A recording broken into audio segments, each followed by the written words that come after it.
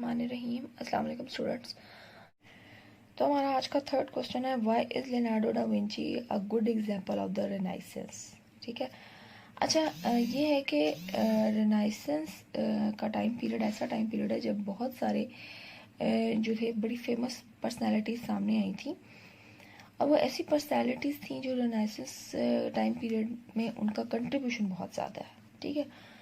तो इस time period में जो एक एग्जांपल आज हम गुड एग्जांपल देखें, यानी जो एक बहुत फेमस हुई थी, वो है लियोनार्डो डा विंची की। इसके अलावा और भी हुई थी, मिकल एंजेलो था, गलाइलियो गैलीली था, और कोपरनिकस था। इसको मज़ीद हम आगे भी देखेंगे आगे फर्दर क्वेश्चंस में।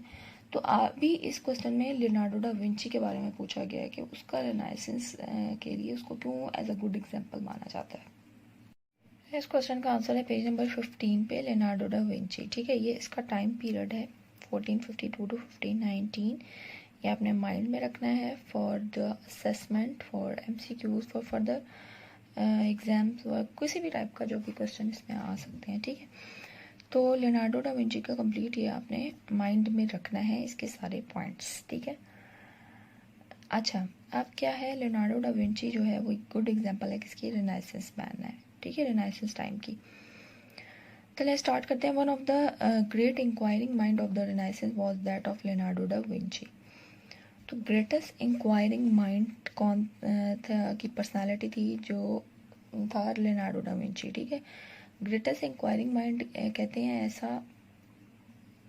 ऐसा इंसान, यानी ऐसा जो बहुत ज़्यादा एक क्यूरियस हो। ठीक है। जिसके अंदर क्यूरियोसिटी बहुत ज़्यादा पाई जाए।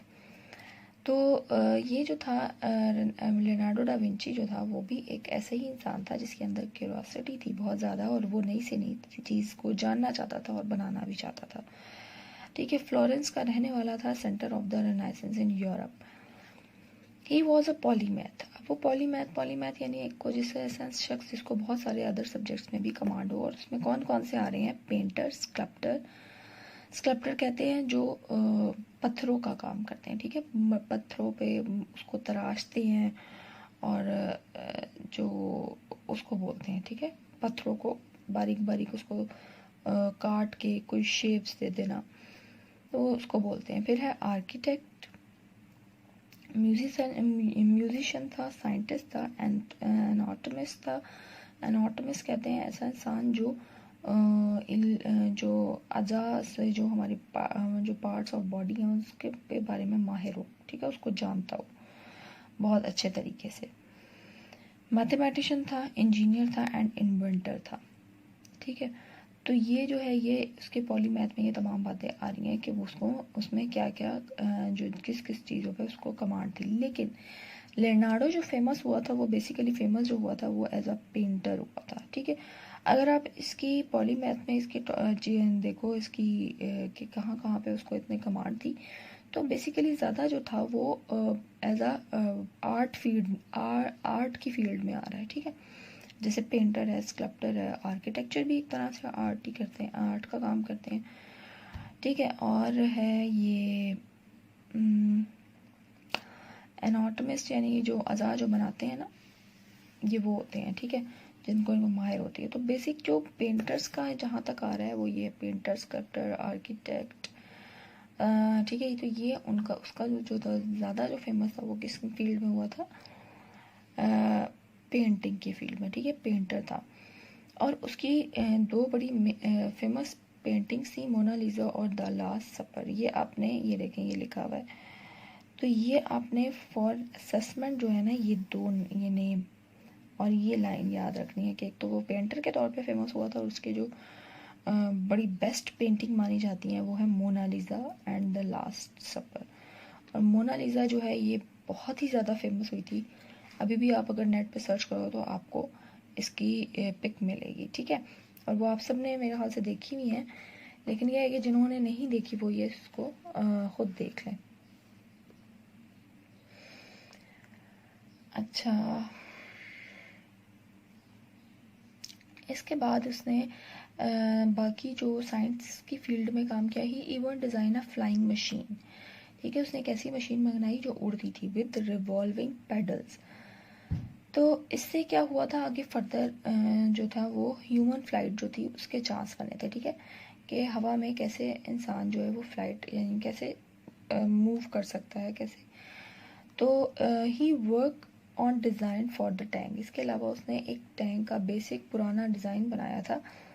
और कह लो कि जो जदीद अब जो टैंक बन रहे हैं आप ये कह सकते हो कि उसकी बुनियाद जो थी वो किसने रखी थी, लियोनार्डो डा विंची ने।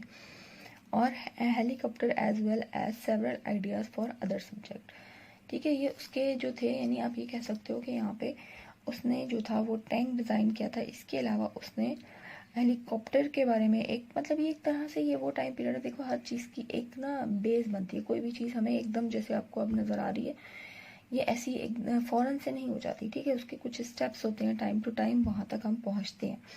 तो लियोनार्डो जो डा विंची जो था उसने बेसिक जो था वो एक तरह से स्टार्ट लिया था, किसका, टैंक बनाए थे, हेलीकॉप्टर बनाए थे, मतलब उसका एक तरह से आइडिया दिया था, ठीक है।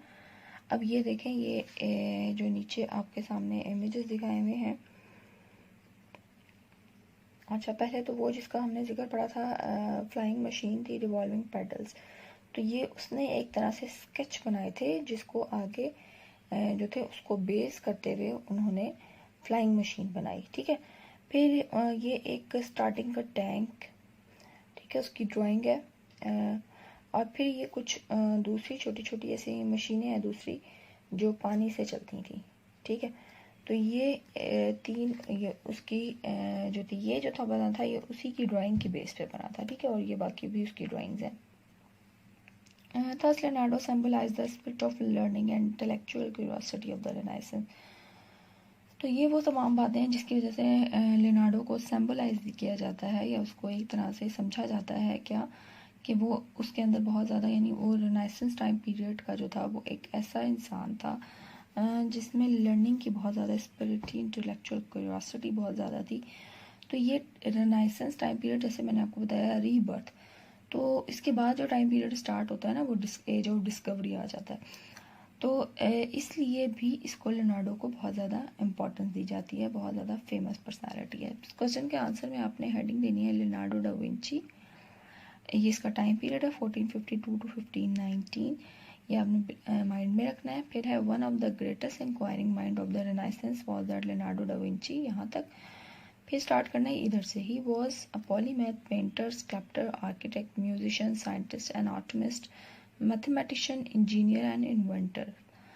यहाँ तक कंप्लीट लिखने के बाद आपने आना है 5th लास्ट लाइन पे, he even design a flying machine with revolving pedals, ठीक है। फिर से नेक्स्ट लाइन पे आना है, he work on design for the tank and a helicopter as well as several ideas for other subjects. Thus, Leonardo symbolized the spirit of learning and intellectual curiosity of the Renaissance. तो ये हमारे third question का answer है, ठीक है, जो अब मैंने आपको इसको पूरा एक्सप्लेन कर दिया। Next question is question number 4. So question 4 is name some other Renaissance personalities and their contribution. ये आंसर जो है इसका एक शॉर्ट क्वेश्चन आंसर में है, तो आए हम उसको आंसर देखते हैं।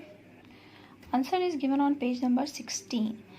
तो जैसे हमने लियोनार्डो डा विंची का देखा और उसके बारे में क्या फेमस था कि वो जो ज़्यादा फेमस हुआ था वो एज अ पेंटर हुआ था, ठीक है, और उसने इसके अलावा बहुत सारे ऐसे स्ट्रक्चर और ऐसी पिक्चर्स ड्रॉ की थी जो आगे फ्यूचर में बड़ी हेल्पफुल हुई थी, ठीक है। उनमें से क्या था, एक टैंक का हमने देखा था और हमने एक फ्लाइंग मशीन देखी थी जिससे बाद में एरोप्लेन उसको देखते हुए बनाया। मतलब एक तरह से उन्होंने जो थी वो पेंटिंग फील्ड में ज़्यादा काम किया था। इसके अलावा और भी उनकी कंट्रीब्यूशन थी, लेकिन जो ज़्यादा फेमस जो हुआ था लियोनार्डो डा विंची वो एज अ पेंटर हुआ था, और उसकी 2 फेमस पेंटिंग भी मैंने आपको बताई थी। कौन सी थी वो, कौन सी थी, मोनालिसा और द लास्ट सपर, ठीक है। 2 ये फेमस पेंटिंग्स थी जो होपफुली आपने ख़ुद देखी होंगी। अच्छा, फिर है हम बात करेंगे अब जो बाकी इसमें आ रहे हैं जो बहुत फेमस हुए थे वो थे उसके अलावा, लियोनार्डो डा विंची के अलावा। एक था मिकेलेंजेलो और एक थी गैलीलियो गैलीलेई एंड कॉपरनिकस, ठीक है। तो आज हम इन तीनों को थोड़ा थोड़ा इनका कंट्रीब्यूशन भी देखेंगे साथ। अच्छा जी, अब है मिकेलेंजेलो का ये टाइम पीरियड है 1475 टू 1564। ठीक है। Was another Renaissance artist with versatile skills, यानी वो भी एक अदर रेनाइसेंस आर्टिस्ट था जिसके पास और भी ज़्यादा मल्टीपल स्किल्स थी। दैट इंक्लूड, कौन कौन सी आ रही है उसमें, art, painting, architecture as well as poetry, यानी ये पोइट्री भी करता था। इसके अलावा इसका भी जो ज़्यादा जिसका तरफ फोकस था वो आर्ट, पेंटिंग एंड आर्किटेक्चर था। तो आर्किटेक्चर भी अगर आप देखो तो वो भी थोड़ा सा आर्ट की फील्ड हो जाती है, जिसमें वो ड्रॉ वगैरह करते हैं, ठीक है, मैप्स वगैरह ड्रॉ करते हैं। तो अच्छा जी, मिकल एंजेलो जो था उसका भी ज़्यादा टाइम, जो ज़्यादा उसका इंटरेस्ट था वो किस तरफ था, आर्ट फील्ड में। उसके अलावा ये एक बहुत बेहतरीन स्कल्प्टर था और एज अ पेंटर भी बहुत फेमस था। स्कल्प्टर मैंने आपको पहले भी बताया था कि स्कल्प्टर क्या है, जो पत्थरों पे नक्शो निगारी का काम करते हैं, ठीक है। तो ये हो गया मिकल एंजेलो। उसके बाद है Galileo Galilei and Copernicus, who studied astronomy and put forward logical and correct theories about the solar system and the movement of planets. Galileo Galilei, Copernicus and Copernicus जो थे, इनका जो ज़्यादा इंटरेस्ट था रेनाइसेंस पर्सनालिटी में जो आते हैं, ये जो थे ये एस्ट्रोनॉमी की फील्ड की तरफ थे, ठीक है। And put forward logical and correct theories, और इन्होंने बहुत सी लॉजिकल और करेक्ट थ्योरीज भी पेश की थी अबाउट सोलर सिस्टम से related and movement of planet से रिलेटेड। अब जो आप थेरीज पढ़ते हो ना, movement of planet, solar system वगैरह, ये सब, तो ये सब जो नॉलेज है ये एकदम नहीं अब आया, ठीक है। ये इसके पीछे भी बहुत लोगों का काम है जिन्होंने हर टाइम आके अपनी कुछ ना कुछ अपनी जो उनका नॉलेज था, जो उन्होंने कुछ सर्च किया था वो बताया। तो गैलीलेई और कोपरनिकस ने भी एस्ट्रोनॉमी के बारे में स्टडी किया और उन्होंने कुछ लॉजिकल और करेक्ट थ्योरीज पेश की थी सोलर सिस्टम से रिलेटेड और मूवमेंट ऑफ प्लैनेट से रिलेटेड। ऑल्दो इसको एक्सेप्ट नहीं किया गया था बाय द चर्च, लेकिन ये था कि ये इन्होंने थ्योरीज पेश की थी, ठीक है। और जो थ्योरीज पहले आती हैं उन्हीं को बेस करके आगे बहुत सारे जो रिसर्चेस की जाती हैं वो उन्हीं पे बेस करके की जाती हैं, ठीक है। तो ये हमारा 4 क्वेश्चन का आंसर है। इसमें आपने जो हेडिंग देनी है, name some other Renaissance personalities, तो उसमें पहला आएगा मिकल एंजेलो से लेकर पोइट्री तक एज वेल एज पोइट्री। फिर है गैलीलियो गैलीलेई कोपरनिकस से लेकर ये प्लैनेट्स तक। तो आपने 2 पॉइंट्स बना के लिखना है, पहले है मिकल एंजेलो, फिर गैलीलियो कोपरनिकस, ये सेकेंड पॉइंट। अच्छा, यहाँ पे आपने मिकल एंजेलो में एक लाइन ये ऐड करनी है एज पोइट्री के बाद, he is best known for his skill as sculptor and for his painting, ठीक है। तो मिकल एंजेलो के है कैसे है, मिकल एंजेलो टाइम पीरियड के साथ वॉज अनदर रेनेसांस आर्टिस्ट से लेकर पोइट्री तक। उसके बाद फिर he is best known for his skill as a sculptor and for his painting. फिर आएगी Galileo Galilei and Copernicus who studied astronomy and put forward logical and correct theories about the solar system and movement of planet। तो ये हमारे 4 question का answer है। Hopefully you understand it.